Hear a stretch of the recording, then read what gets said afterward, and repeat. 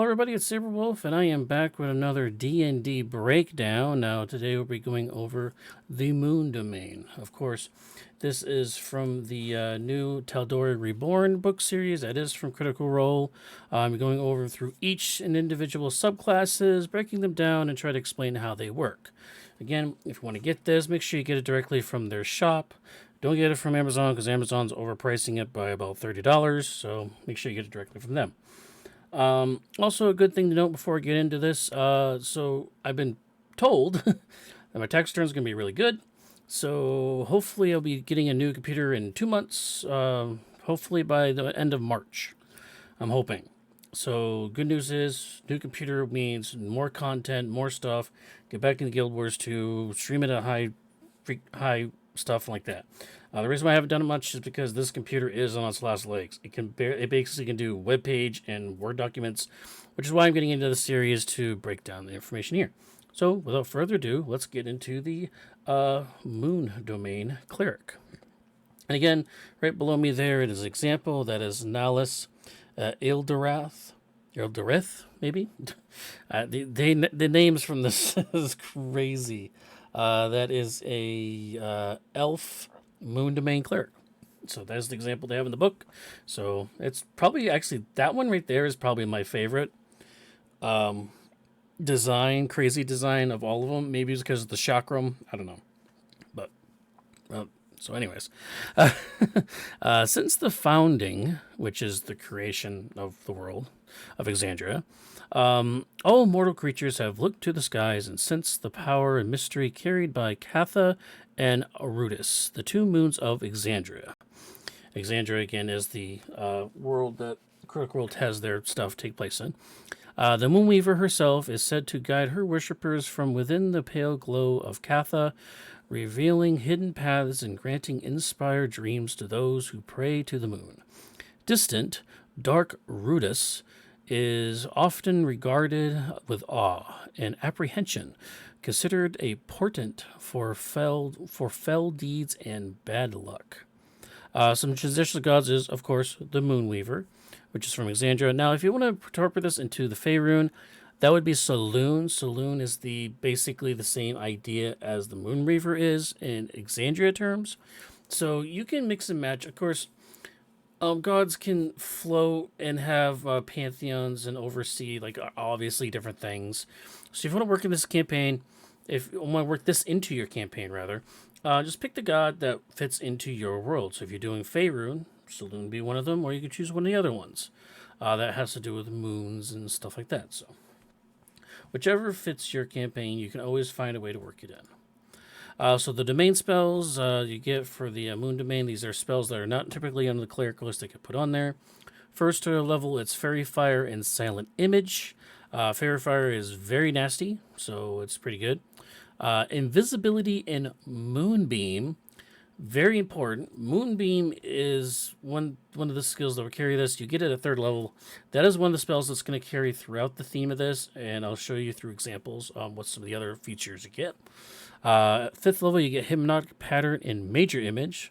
So going on some of the illusionary kind of stuff from there, from the moon. 7th level, you get Greater Invisibility and Hallucinatory Terrain.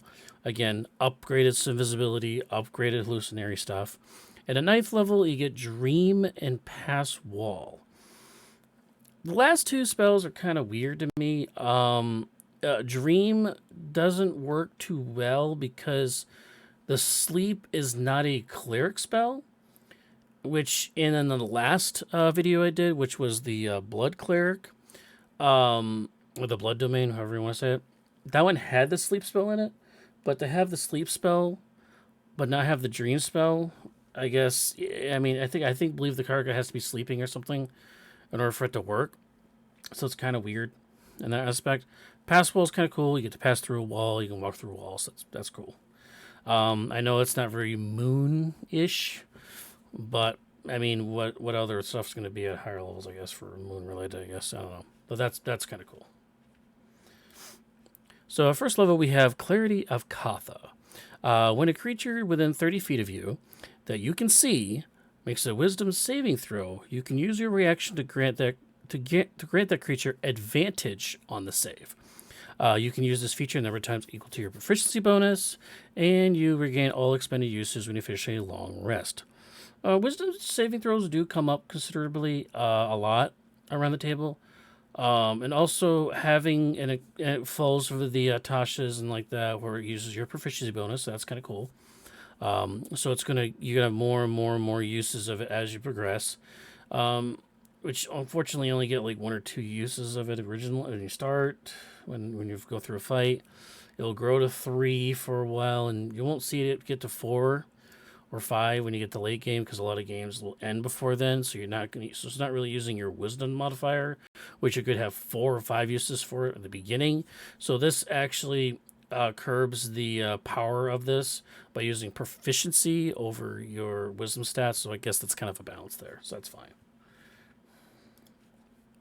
Level 2, you get your first channel divinity through subclassing. This is Blessing of the Full Moon.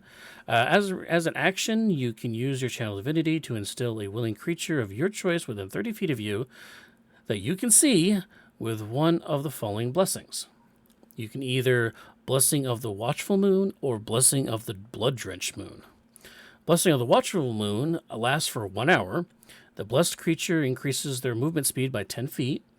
And blessed creatures have advantage on wisdom perception and wisdom survival checks involving smell or made to track a creature. Okay, so the first half of it basically turns you into a bloodhound.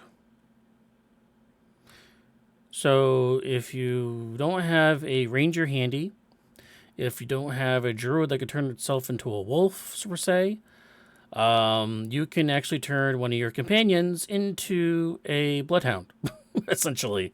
But they're still in their normal form. They just can, I guess, crawl across the ground and sniff things and follow things. Blessing of the Blood-Drenched Moon only lasts for 10 minutes.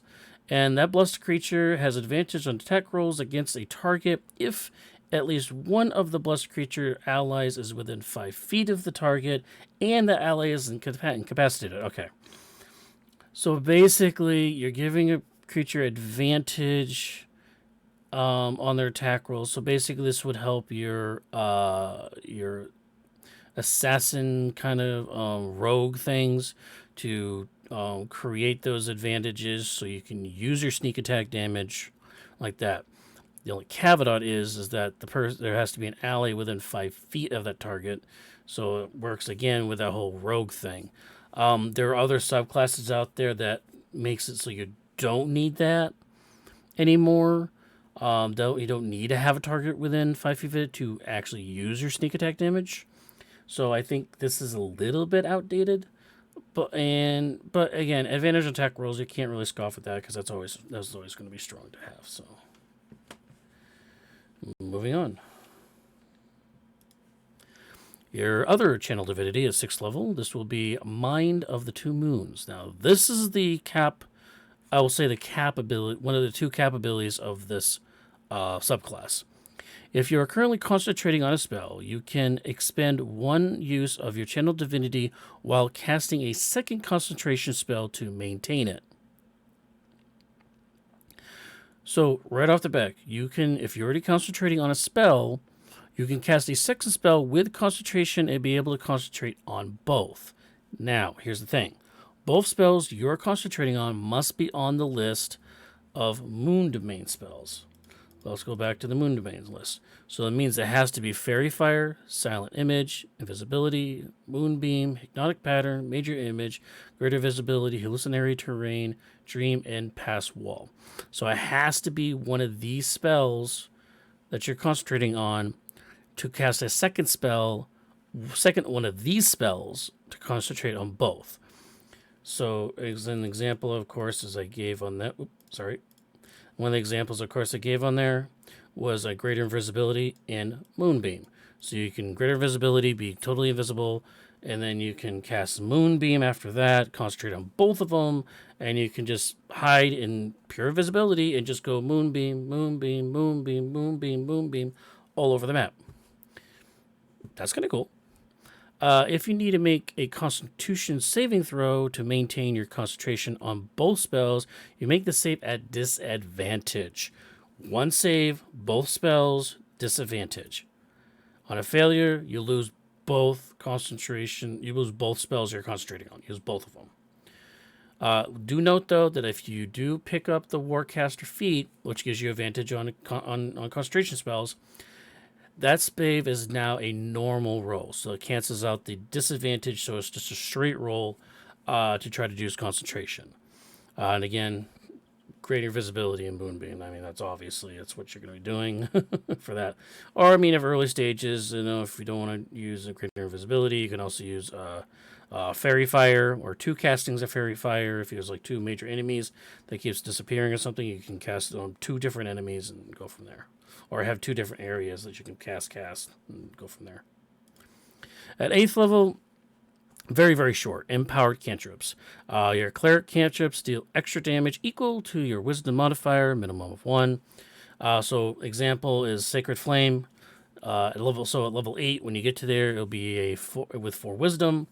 You would have 2d8 plus 4 radiant damage. Essentially, you're basically turning your cleric cantrips into, for instance, the Sacred Flame. You're basically turning into Eldritch Blast. That's essentially what it is. But you're not been able to do it till level 8. So instead of getting the Warlock featured thing for that, you get this as a level 8 subclass ability. And last but not least, jump all the way to 17th level. So 9 levels later, you get Eclipse of Ill Omen. You can call upon the vermilion moon Rudius to flare in the sky above you, eclipsing all other light. Its power surrounds you, even where the sky can't be seen, and even on other planes. As a bonus action, you can manifest an area of reddish dim light in a 60-foot radius around you. In addition to the normal effects of dim light, creatures in the area make saving throws with disadvantage. When you create this eclipse, you can choose any number of creatures that are unaffected by it. So, in other words, you can have your party members not be affected by it. This eclipse lasts for up to 1 minute and is considered a moon domain concentration spell in regards to your Mind of the Moons feature. So again, go back to the other thing we were talking about where you have to concentrate on 2 different things like greater invisibility and Moonbeam. This counts as one of those 2 concentrations that you would be concentrating on. Additionally, once per turn when you deal radiant damage to any creature in the area of dim light, you can curse one of those creatures until the eclipse ends. No action required.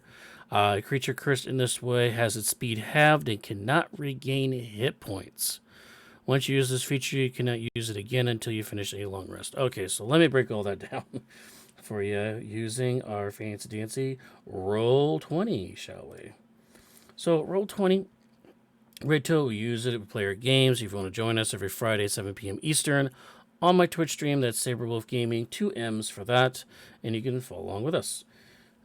So for this, let's use Kirill again. Now we're going to put that 60-foot radius. Now, what is 60 feet on a map like this? Well, this is what 60 feet looks like.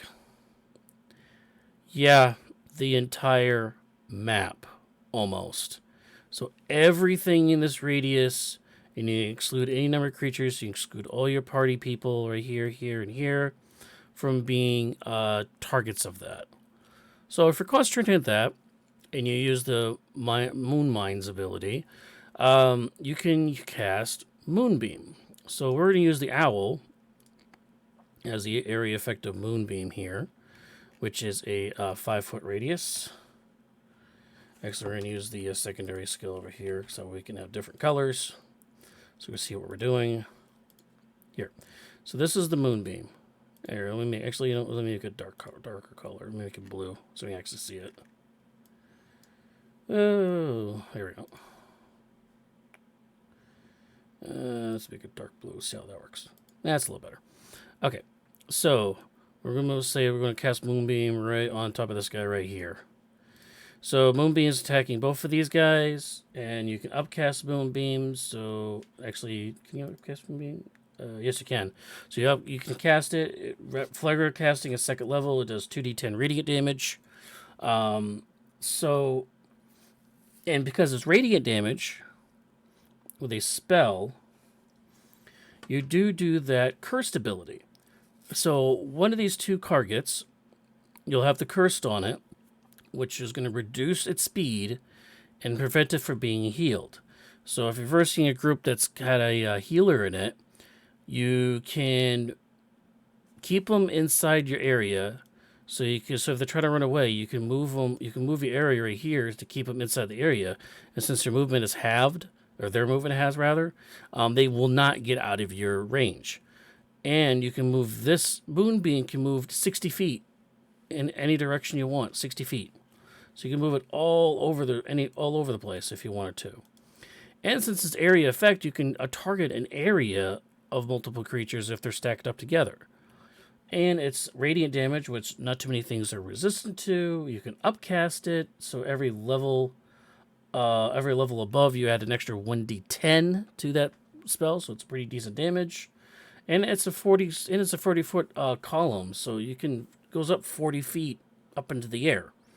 So if you have stuff that's flying above you, you can even use this for things that are flying. So, and stuff that's on the ground. You have things flying on the ground right on top of each other. You can hit both of them. So that is what the cap thing of this build is being able to do that is by going into this Eclipse of Ill Omen. You have that 60-foot radius around you of dim light, which gives you the dim light so you can see. It lasts for a minute. Your radiant damage does extra things now. Again, moonbeam, everything like I said before was surrounded by the moonbeam. And you can only use this feature once for a long rest, obviously, because this is doing a lot of different things. Is it as strong as the Dust Cleric there? You know, the other cleric that is very popular right now? No, it's not. You get this kind of stuff earlier in the leveling for that specific type of cleric. So it's obviously not as strong as that one. There's other areas that are interesting. Again, this one does not get a proficiency. I did look at double times. There was no proficiency bonus you get from this build or anything. The spells are okay. But I think the big thing about this is being able to concentrate on being able to concentrate on two different spells at once. Having those spells which are not on your spell list being greater invisibility, moonbeam, and such, and even fairy fire is even at level 1. First level spell is even decent. Having the ability to do that is very strong for this. I don't know if it's stronger than the other cleric, but it's gonna have a run for its money.